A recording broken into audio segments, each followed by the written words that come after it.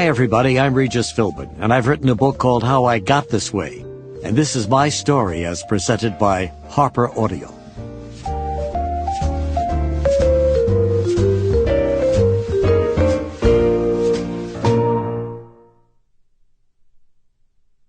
All the people you'll hear about are special to me, but I would like to dedicate this book to Jack Parr. He showed me so many years ago how to do what I do. Many years after that, I finally met him, and too many years after that, I became his friend. It was too short. You know, I just reread my manuscript before I handed it in for publication. Naturally, it brought back so many memories, from some of the things in my life that I can't forget, to stuff I forgot or wanted to forget, and remembered only because I took this time to review it all. Some of the chapters made me more sentimental than I expected. You can see that the people remembered here are people who made a difference for me. Most helped.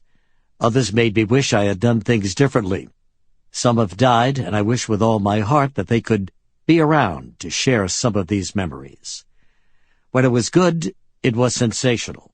And when it got bad, well, I just wouldn't want to go through it again.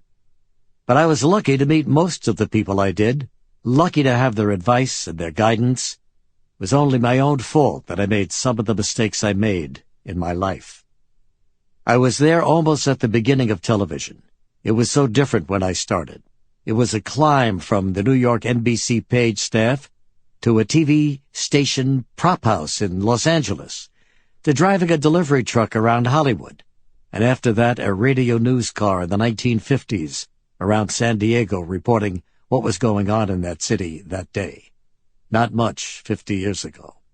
Then finally getting, by chance, an invitation into television as a real broadcaster, and all along the way meeting certain people who served as models and guides to me, inadvertently showing me how I wanted to live and what I ultimately wanted to do in this business. I wound up hosting a 9 a.m. show when most of the world is going to work, going to school, going to the store, or going wherever people go in the morning. Now, was that considered being a success? Did I stay there too long? Did I have any other place to go? Or was I lucky the way it all turned out? Lucky that I finally made the right decision coming back to New York City. That I finally made this recent decision to move on.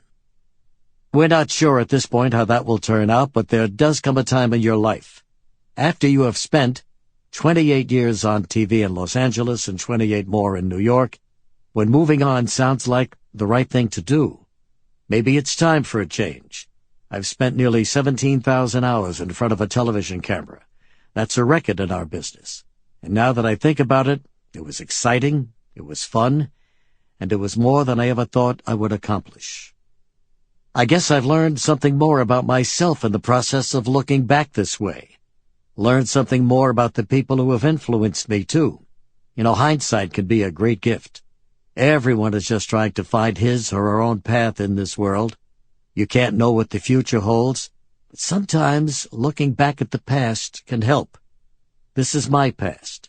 Maybe it can help you, even guide you, and hopefully provide you with a few good laughs. Chapter 1. Bing Crosby. It all began with Bing Crosby during the Depression of the 30s. I must have been 6 or 7 years old at the time. My family lived at the bottom floor of a 2-story house on Kruger Avenue in the Bronx. And every night at 9:30, I sat beside my little radio in the kitchen and listened to a half hour of Bing's records, regularly spilling out over the radio station WNEW.